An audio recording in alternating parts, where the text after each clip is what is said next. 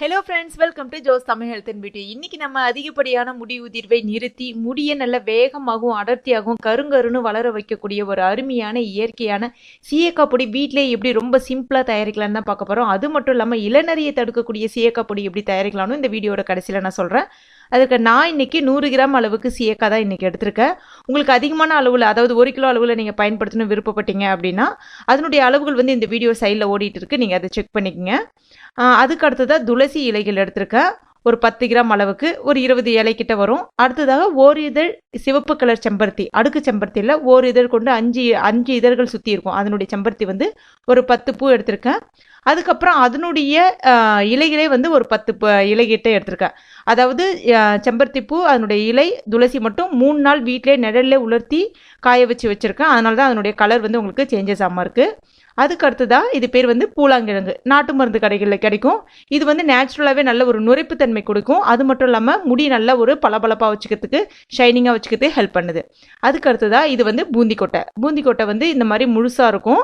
நீங்கள் வந்து லைட்டாக ஒரு உடச்சிங்க அப்படின்னா அது உள்ளே வந்து கருப்பு கலரில் ஒரு விதை இருக்கும். அந்த விதையை எடுத்து போட்டுவிட்டு இந்த தோலை மட்டும்தான் நீங்கள் பயன்படுத்தணும். இதுவும் வந்து இயற்கையான முறையில் உங்களுக்கு நல்ல ஒரு நுரைப்புத்தன்மை கொடுக்கும். தலையில் இருக்கக்கூடிய அழுக்குகள் எல்லாத்தையும் நீக்கிறதுக்கு பயனுள்ளதாக இருக்கும். அதுக்கு அடுத்ததாக இது வந்து வெந்தயம். வெந்தயம் வந்து ஒரு 10 கிராம் அளவுக்கு எடுத்திருக்கேன்.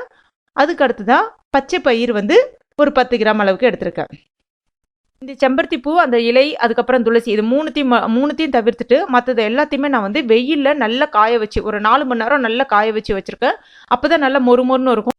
உங்களுக்கு இளநரை அதிகமாக இருந்ததுன்னா இது கூட இன்னும் ஒரு 3 பொருட்கள் வந்து நீங்கள் எக்ஸ்ட்ரா சேர்த்துக்கலாம். அதாவது நெல்லிக்காய், பெரிய நெல்லிக்காய் இருக்கு இல்லையா, அது ஒரு 5 நெல்லிக்காய் ஃப்ரெஷ்ஷாக வாங்கிட்டு வந்து சின்ன சின்னதாக கட் பண்ணி வெயிலில் காய வச்சு சேர்த்துக்குங்க. அதுக்கப்புறம் கருவேப்பிலை இலைகள் ஒரு 20 இலை கிட்ட காய வச்சு சேர்த்துக்கலாம். அப்புறம் வெள்ளை கரிசலாங்கண்ணி கீரை கடைகளில் கிடைக்கும், அது வந்து ஒரு 20 இலை கிட்ட சேர்த்துக்கலாம். சப்போஸ் வந்து கரிசலாங்கண்ணி நெல்லிக்காய் கிடைக்கல அப்படின்னா இது வந்து பொடி வகைகளாக வந்து நாட்டு மருந்து கடையில் கிடைக்கும். 10 கிராம் அளவுக்கு சேர்த்துக்குங்க. இப்போ நான் கொஞ்சமான அளவுகள் அரைக்கிறதுனால வீட்டிலே மிக்சியில் வந்து அரைக்கிறேன். இதுவே நீங்கள் அதிகமான அளவுகள் அரைக்க போகிறீங்க அப்படின்னா நீங்கள் இதுக்குன்னே சீயக்காய் அரைக்கிற மிஷினே இருக்குது, அதில் கொடுத்து அரைச்சிக்கலாம். வீட்டில் என்ன தான் மிக்சியில் அரைச்சாலும் கொஞ்சம் நொறுப்பாக தான் இருக்கும். இந்த மாதிரி ஒரு சல்லடியை யூஸ் பண்ணி சலிச்சிங்க. இன்னும் கேட்டால் அந்த மாவு சலிக்கிற சல்லடை இருக்கும் இல்லையா, அதை பயன்படுத்தி சலிச்சிங்க அப்படின்னா இன்னும் நல்ல உங்களுக்கு ஒரு சாஃப்ட் பவுடராக வரும். இப்போ நம்ம சீயக்காய் பொடி ரெடி ஆகிடுச்சு. இந்த அளவுக்கு உங்களுக்கு சாஃப்டாக கிடச்சிருக்கு பாருங்க. இதை நீங்கள் ஒரு ஏர்டைட் கண்டெய்னரில் ஸ்டோர் பண்ணிக்கலாம். நான் வந்து இன்றைக்கி திப்பி கொஞ்சம் அதிகமாகவே எடுத்து வச்சுருக்கேன். எதுக்காகனா இதை வந்து வேறு மெத்தடில் பயன்படுத்தலாம். ஏன்னா பொதுவாகவே சீயக்காய் வந்து பயன்படுத்தி சில பேர் வந்து தலைக்கு வந்து கரெக்டாக அழைச்சிடுவாங்க.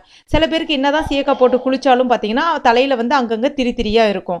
அவங்க வந்து இந்த மெத்தடை வந்து பயன்படுத்திக்கலாம். நான் ஏற்கனவே வந்து ஹோம்மேட் ஷாம்பு எப்படி சீயக்காய் பயன்படுத்தணுன்ற வீடியோ நான் போட்டிருந்தேன். அது வந்து ஃப்ரிட்ஜில் வச்சு தான் வந்து பயன்படுத்த முடியும்.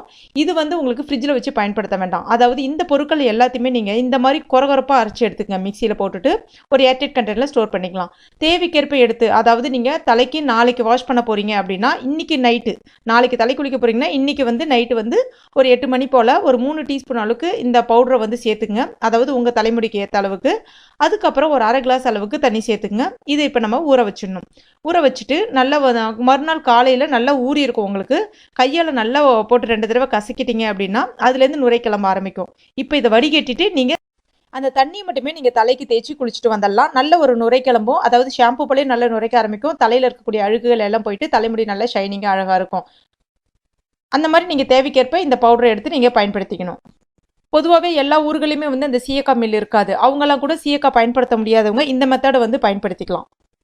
சீயக்காய் போட்டு நேச்சுரலாக குளிச்ச மாதிரி இருக்கும். தலைமுடியில் அந்த பிசிறு தட்டாத அளவுக்கு நல்ல சாஃப்டாகவும் இருக்கும். இந்த சீயக்காய் பொடியை நீங்கள் வந்து 4லேருந்து 5 மாதம் வரைக்கும் வீட்டிலே, அதாவது நார்மல் ரூம் டெம்பரேச்சர்லேயே வச்சு பயன்படுத்த முடியும், கெட்டு போகாது. இது வந்து சீயக்காய் பொடி நான் சொல்கிறது. இப்போ சீயக்காய் பொடி இருக்கு இல்லையா, அந்த சீயக்காய் பொடி கூட வெறும் தண்ணி விட்டு தேய்ச்சி குளித்தாலும் நல்லா தான் இருக்கும். இன்னும் அதிகமாக உங்களுக்கு நல்ல முடி வளர்ச்சி, முடி உதிர்வு நிற்கணும் அப்படின்னா நீங்கள் இது கூட வந்து கற்றாழை இது இருக்கு இல்லையா, நேச்சுரலான கற்றாழை, அதை வந்து மிக்ஸ் பண்ணி பயன்படுத்திக்கலாம். இல்லைனா சாதம் வடித்த கஞ்ச தண்ணி இருக்கு இல்லையா, அந்த தண்ணியை வந்து மிக்ஸ் பண்ணி பயன்படுத்தலாம். ரொம்ப சத்து தலைக்காது.